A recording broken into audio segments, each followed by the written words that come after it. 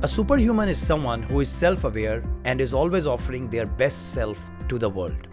The goal of the Superhuman Project is to empower growth-minded professionals with insights on career management, job search, workplace productivity, and the future of work.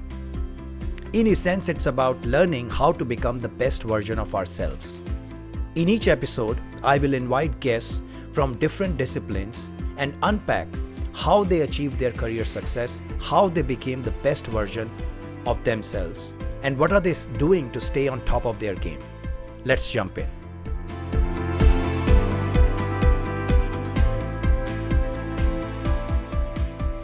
So I would like you to walk us or give us your introduction and talk about what prompted that change, and how did you find courage for making the change? Okay. It was actually the Wall Street Journal, and the writer reached out to me because of something I wrote on Twitter. Somebody put a comment out there about 2020 not being a good year and asked if anyone had anything good to say about it. And I said, I've made a career change and I'm doing what I've wanted to do for a long time. And the gentleman from Wall Street Journal reached out and asked if he could talk to me about that. He thought I made one career transition. I've made three. So. Oh, wow. Yeah. Do you want me to walk you through what I've done? Yeah, please. Yeah. Okay. So coming out, well, I went to college on a marine biology scholarship that I got because I wrote to our congresswoman back when I was 16 years old. And I said, I lived on the Chesapeake Bay or near the Chesapeake Bay in Baltimore my whole life. And the bay was in really bad shape, very polluted, lots of runoff from agriculture, a lot of dead zones where nitrogen had just wiped out the oxygen. And so I wrote a letter to my congresswoman and said, what can you do about this? And we need better legislation. And she wrote me back and said, you're right. And why don't you go fix it? Here's a scholarship for 2 years for marine biology. So it was a really great response from her. And I wasn't really thinking about being a marine biologist. I always thought I'd be a veterinarian or something like that. And, but I went to college and fulfilled the scholarship, and then I switched to business. So I'm really now, 35 years later, coming back into something that I started when I was about 16. Yeah.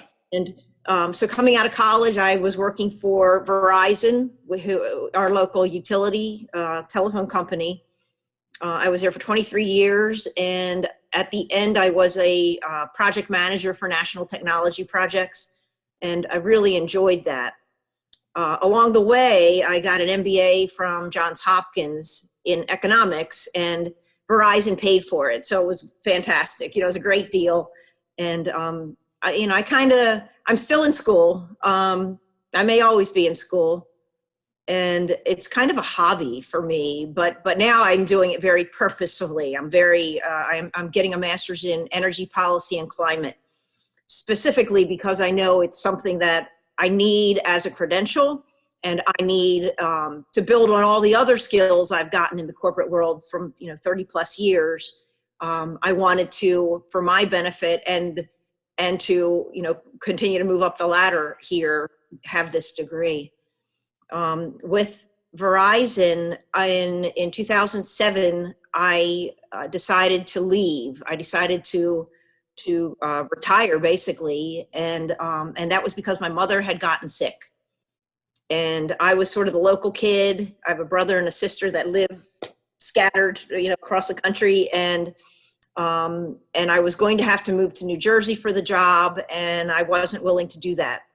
So that was my first career change, and it was kind of formed, it kind of had a natural ending with my first career.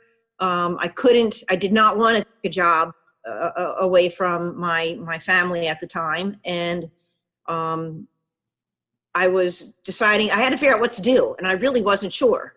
I thought I'd go back and get another, a master's in marine biology, applied for a program, got accepted, but it wasn't going to start for 6 months. So I saw that Merrill Lynch was hiring, and I applied there. And the next thing I knew, I was in the financial advisor training program, and I loved it.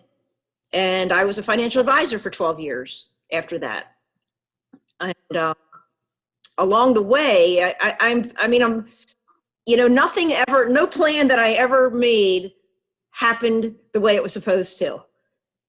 Everything, I thought I knew exactly how it was going to go. And I've learned to be flexible, and that it's okay if it doesn't come through. It generally means there's a good reason. And so as a financial advisor, I became very interested in renewable energy, and I created a low carbon footprint portfolio, which did very, very well, did better than the S&P for many years. And, it gave me a new way of looking at what people care about, because I had a lot of clients, and almost all of them were interested in this renewable energy portfolio that I had created. And when I decided I wasn't really cut out for the world of finance, because I wanted to do something that was going to have a larger impact. I thought what I was doing was great on an individual basis. I was good for my clients. I helped them reach retirement goals and put their kids through school and take trips or whatever their goals were. I was happy to help them make that happen.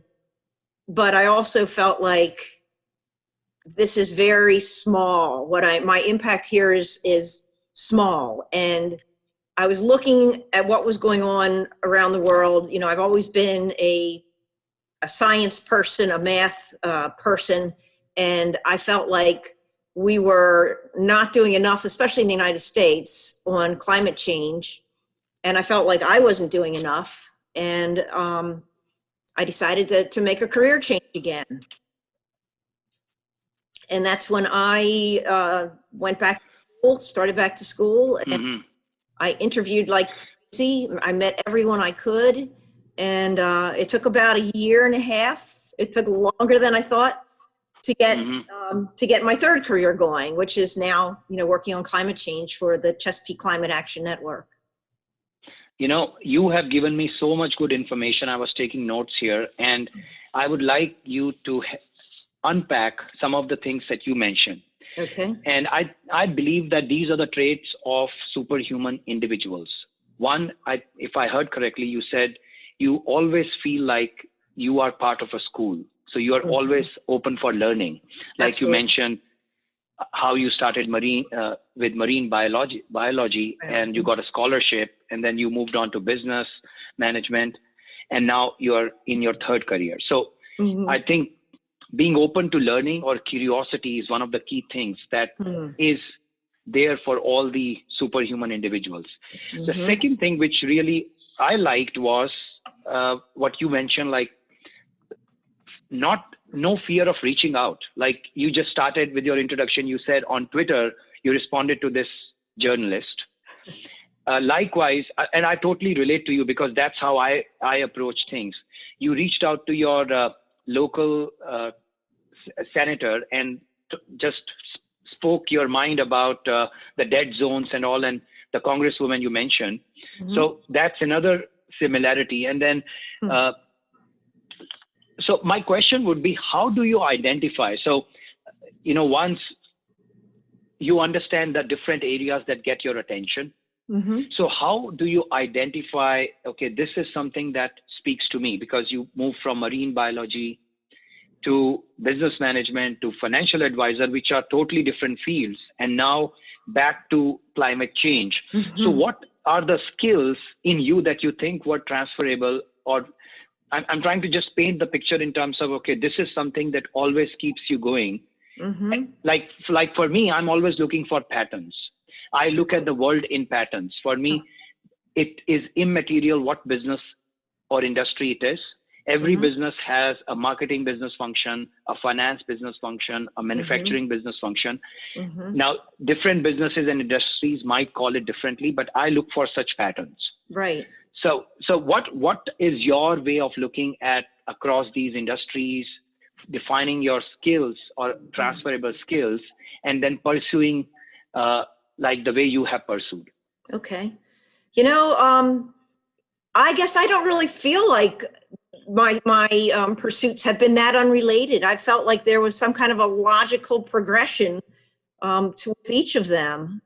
And even though I did marine biology for a while and then I went into business, I never lost touch with what was going on in climate and in the environment, and like with the coral reefs. I've always been very intrigued at what's happening with them, and I think that's part of what convinced me to make this final change was reading how, because the world is warmer, the oceans are warmer, coral reefs are bleaching, and we're watching things die off again. And so it's interesting because throwing finance in all of that, because I was still working with people, I always looked at my career in finance as the intersection of mathematics and psychology, because you've got to pay attention to stocks. You've got to understand ratios and all the economics behind it.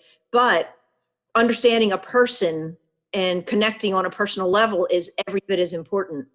Had I been 20 years old trying to be a financial advisor, I don't think I would have been very good. I think I needed some experience behind me. I needed to have a little bit of gravity behind me. And, because you're asking people to give you their life savings. And I know I wouldn't turn my life savings over to a 20-year-old. So, some of it's like I was at the right place for me at that time in my life. I feel very lucky to have had a financial career because I learned so much more about economics that I didn't learn from an MBA program, for example. It's very different when you're out there practicing and you're dealing with people in their everyday lives. And now working on climate, I feel like I'm just expanding on, I'm working with everyone's life in a way. I'm working for a regional organization and we're trying to become more national in scope. And ultimately, I would love to be able to work on a global basis on climate change, because what happens here is happening in Indonesia, it's happening in India. And we have a lot to learn from other countries and what they're doing. And we've not been doing that very well in the United States. So I guess at this point, I'm hoping that the background that I have will help me moving forward, whether it's in a climate finance role where we're trying to help a country or a city finance renewable energy in their area. You have to be able to network, you have to be able to talk to people, which I think is when you talk about your world of superhumans, they've got to be able to where they are and talk to anybody, or you're not going to succeed. You know what I mean? That's a very good point that I always like to know from individuals, successful people like you. Networking, how do you approach it? Think about this. What would be your advice to your younger self in terms of networking? And also people who are looking for a job change, who are looking for a career change. This is like that chicken and egg where people are not sure how high, how far can they go. Mm-hmm. And they are not optimistic about the return on the investment. Yeah. So what are your strategies, or what are the things that have worked for you in terms of building connections and then eventually using them or utilizing them for a career change or a job change? I think it's very hard to make a job change. I think people in general are resistant to change. And if you are in a career that you feel like you're pretty settled into, no one's going to fire you, you could hang in there as long as you want. People may be less apt to make a change. But I think if you look at, for me, it's been when I realized that I wasn't waking up in the morning excited about what I was doing. I didn't feel like a spark to continue doing the job I was doing. And again, I think we all know when we consider ourselves a success. I don't consider myself a success yet. I think that's still to come for me. I've done well at a couple of different things, but I still have not really tied everything together in like making one big impact. I think, a success is making a positive impact. And I've not yet made the changes that I think the world should be making. I have not yet helped that happen. So if I've seen a lot of people say, hey, I'm 37, I'm 42, and I'm thinking about changing careers. Am I crazy? And, I think absolutely not, first of all, because I started careers at 20, 46, and 57.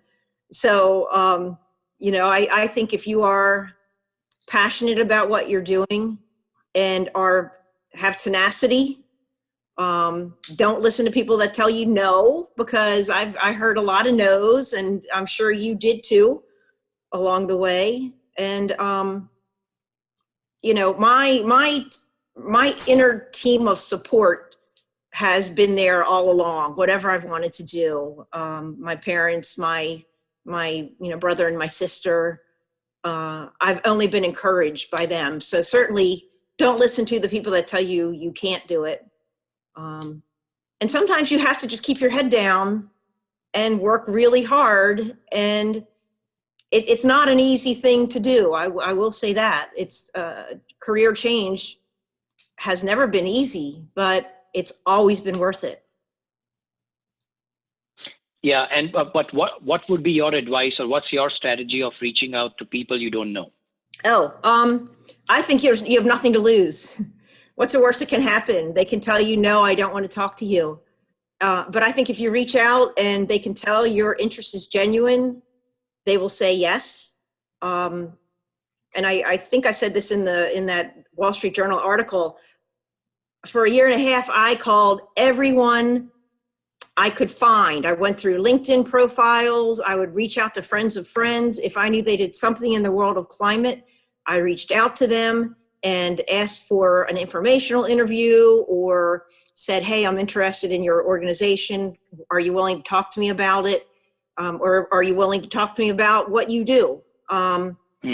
I ended up with 120 people in that year and a half that were willing to talk to me.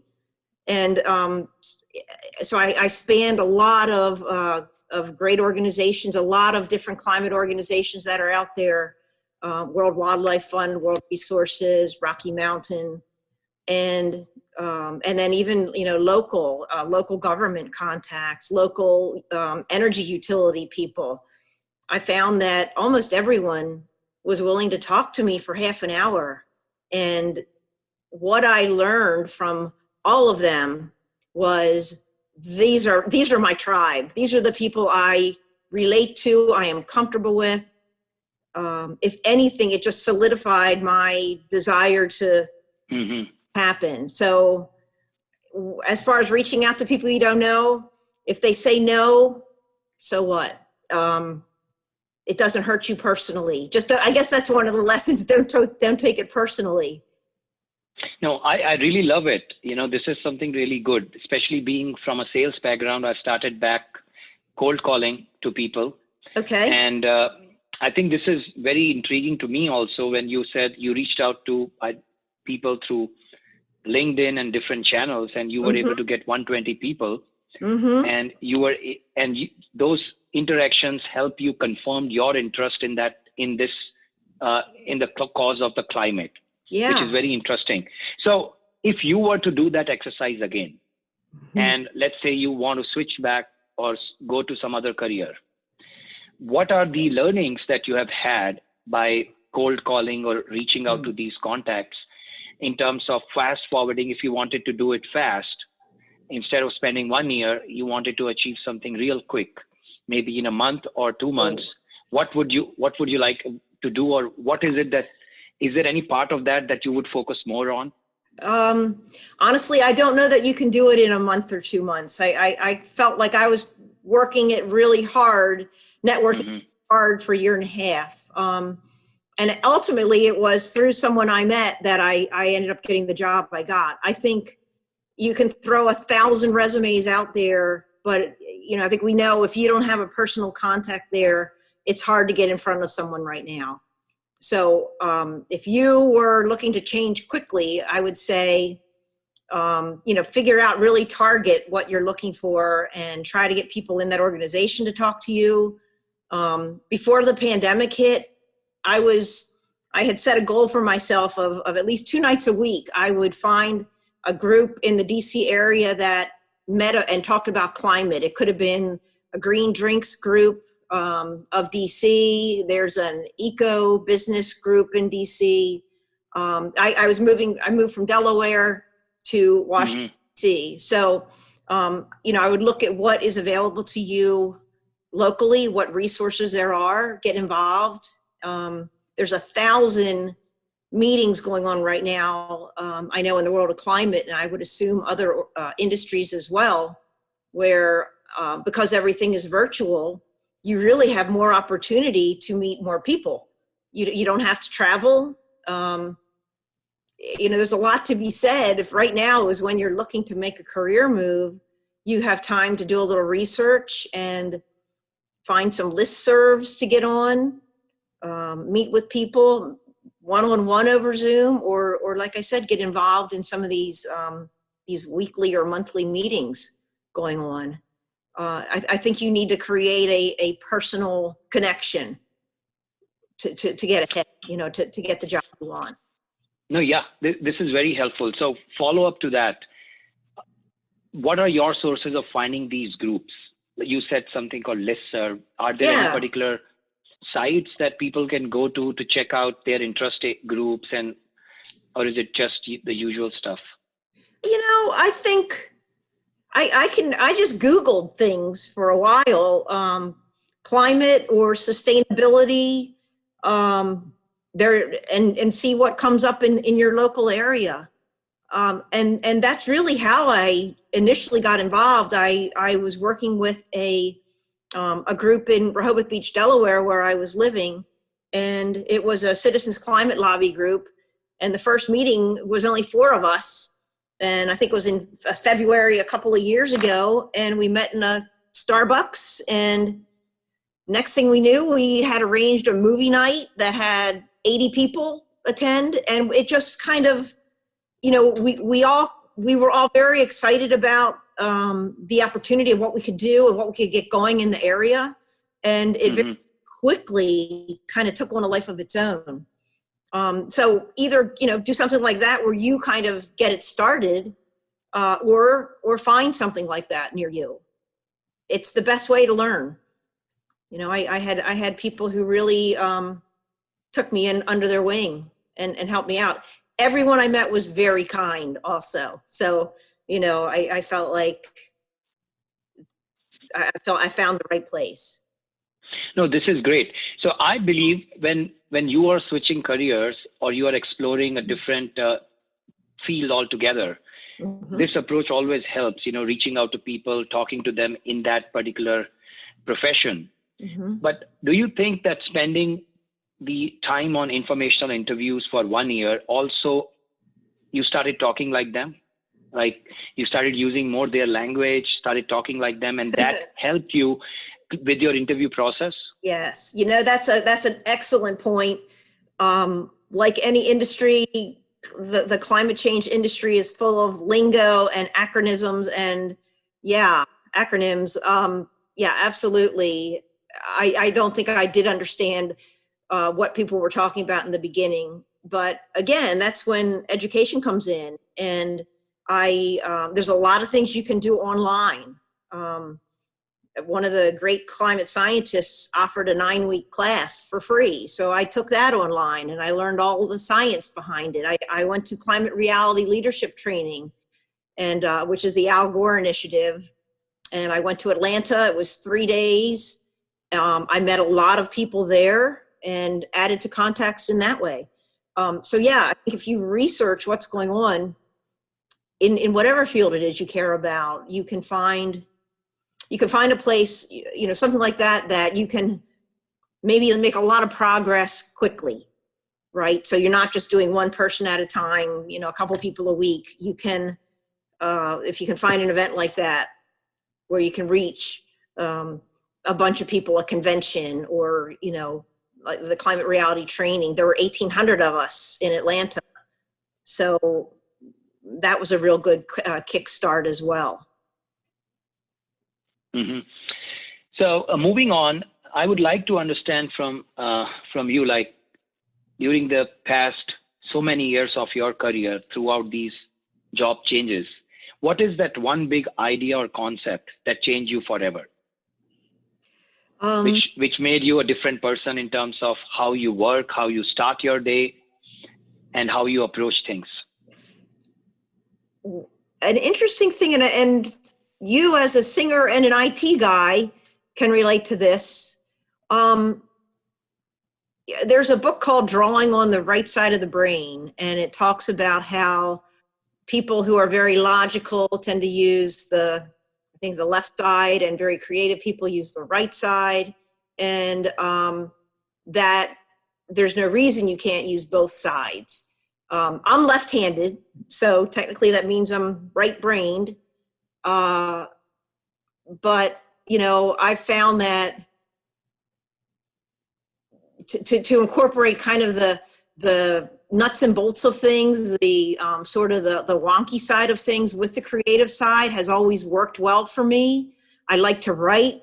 I write a lot of blogs right now. I'm writing for 2 different blogs, and for fun, I take metal sculpture. I've done glass blowing classes, just to kind of engage all parts of my brain.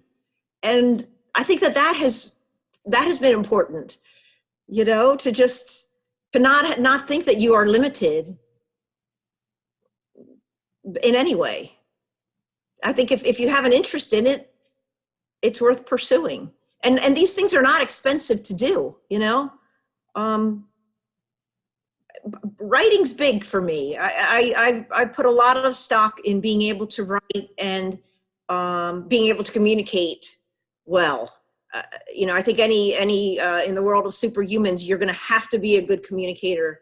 And I think the written word is very powerful, and giving speeches to people, or just meeting people, standing in front of a crowd and talking. And I know that's like the main fear. It was a fear of mine also until I started doing it. So getting out of your comfort zone is really important. That's very helpful. So something you talked about, getting out of the comfort zone. I know people who are in a day job, or people who have a lot of other priorities. How do they take out time for one, getting out of the comfort zone in pursuing something which they have no clue about? Yeah.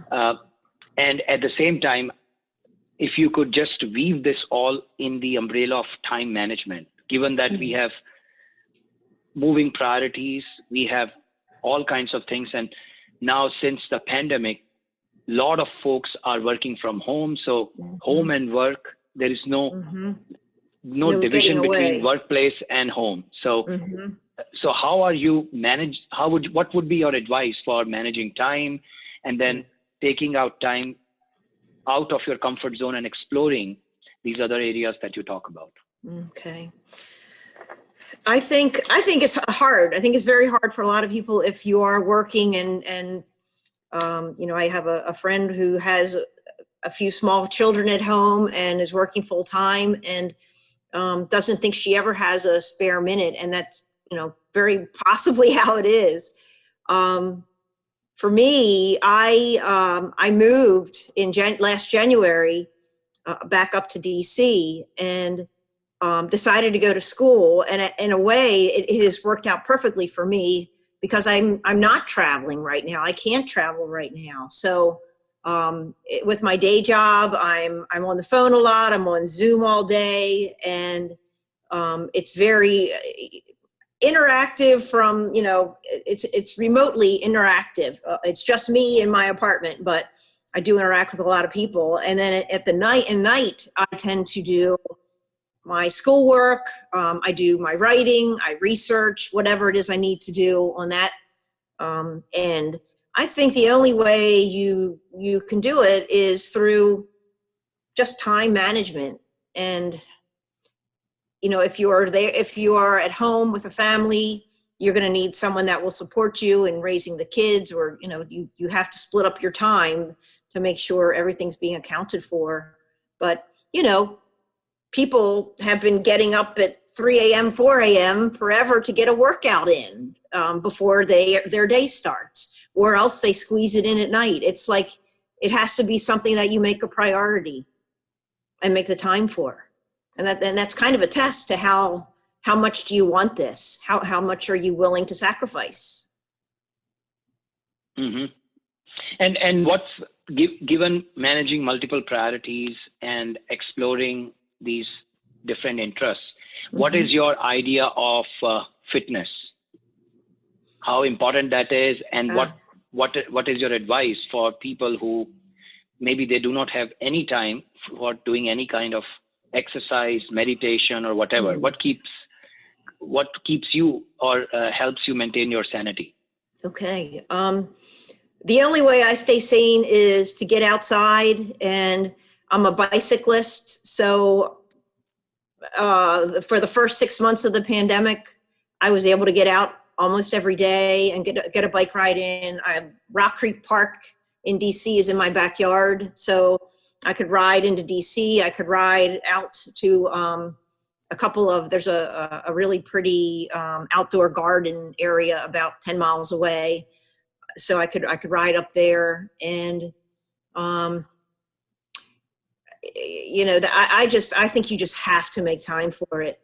I notice once you make it a habit, you miss it when you aren't able to do it. And so, as anyone can tell you who has made a habit of some kind of a fitness goal, whether it was, working out at a gym or getting to yoga a few times a week, when you don't, everything suffers. You suffer, your work suffers, you don't have as much energy. So I've learned that you have to be disciplined about it. Yeah, that's very helpful. And I tell everyone, my kids, my wife, that it's very important for all the knowledge workers and now remotely active workers to maintain our physical fitness and also mental fitness. So It's not just exercise, it's also some form of meditation or some kind of spiritual activity that can help your mind unwind.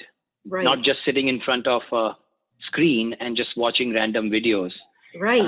That's not my definition of unwinding. Me neither. I don't have a TV. I don't own a TV set. And I was going to say another great thing to do is unplug, right? Find a good book to read. Just, take some time for yourself. I'll watch a movie or something, but I have not missed not having a TV set, and I haven't really watched TV in about 5 years, I'd say. And you don't miss it. And as far as news goes, it's on my phone, it's online, and I just I actually get a headache now when I'm in a house and the TV is going all the time. Yeah. So speaking of books, could you also touch upon what is that one book that you go back to every time, which defines your life's philosophy, or even you could use the lessons from that book in all areas of life, your job, your personal life? Yeah, that's very easy. So what yeah. Well, if it's just one book, there's actually two. I love Project Drawdown is kind of the climate change Bible. So that is one that I own and I'm giving to everyone I know for birthday presents and things like that, because it lists the top 100 ways to pull carbon out of the environment. So it's called drawdown, meaning let's get the CO2 in the air back under control. And the other book is The Four Agreements. I don't know if you've heard of it or not. It's a short. I have. You have? Yeah. Okay. Okay. But why don't you talk about it? Okay. Yeah, I have actually. I have have them all listed out on my wall, and I've believed in these for many, many years. It's very simple. The four agreements are: be impeccable with your word, don't take anything personally, don't make assumptions, and always do your best. And I like them because they're short, they're simple, they apply to every aspect of your life. And so that's been something I always kind of have as a mantra. And it helps to diffuse situations. You know, if you're in a confrontational situation, the whole don't take anything personally is very important. Don't make assumptions, I think, is going to be really important as we move forward from, in the United States under a new administration from the last 4 years, because we've had such division on each side of our political system. And, there's a lot of chasms there that are going to need to be bridged somehow. So I think it's a book that probably every politician should be given. And then, from a long time ago, I like The Prophet, Khalil Gibran, because it's, it makes sense. To me, it's very logical.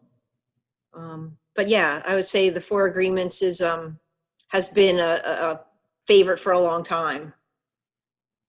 And which one out of these four agreements you come across a lot? A lot.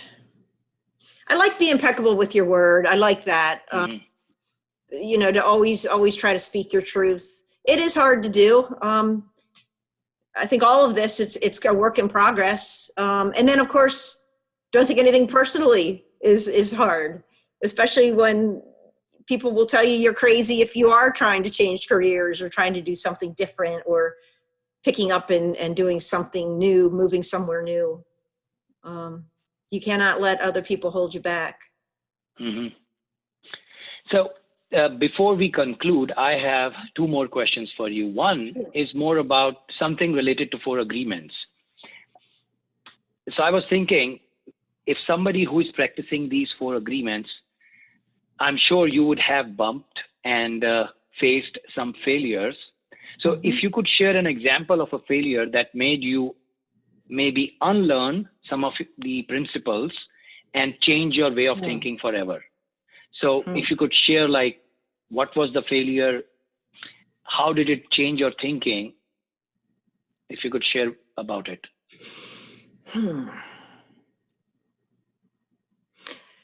I am not sure about just one failure. I think I have had a few failures that had the common theme of I didn't trust my intuition. I tried to make myself fit in where I wasn't particularly comfortable, and my intuition was telling me something different. So I think following your gut is a strong and important lesson to learn.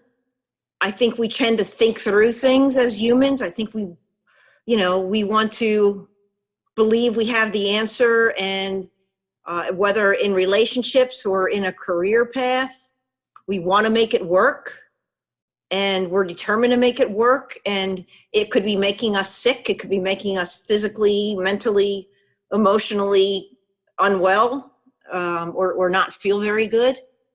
And then when the change is made, there's a relief. There is a new feeling of freedom. And I think often we can look back with hindsight and say, I should have made this move sooner. I certainly have felt that way. I wish I had done it sooner. but you try to believe it happens for a reason. So I guess I was meant to be here, to be in this uncomfortable situation as long as I was. And you know, you learn about yourself. And in a pandemic, hopefully people, you need to learn to be alone. You need to not be bored. I'm never bored by myself. I always have something to do. And I certainly do miss friends and things like that right now. And I really miss seeing my family more, but I'm not lonely. I'm not unhappy. I'm not, bored. I guess would be a horrible thing.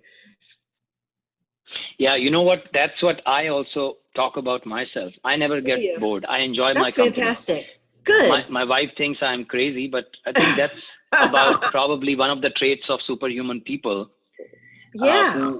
Who have interest in so many things that we don't get bored at all. That's it. There's always something to look, something new to learn. Yeah. I agree. So you mentioned something about following your gut. Could you share? This is something which I am always trying to figure out what it means, because we have read it, we are following intuition. There are so many books, but there is no clear sign. It's either you know it or you don't. So do you have like some tricks or tips as to know, okay, this is how you would know that your gut is saying no to what you are trying to do? I think, what is your thought when you wake up in the morning? Are you excited to get to work or to get onto that project that you're working on? If it's something for fun, or if you're writing, like when I'm writing a lot of blogs, and if it's about something that I care about, it writes itself. It's very easy to write. And if it's something that I'm told I've got to write something in this genre, and I cannot find what it is that excites me, it's dreadful. So I think part of it is, do you wake up and have hope? Do you wake up and you're like, not another day of doing this? If that's how you are, you need to look at what is your gut telling you. To me, that's a gut reaction.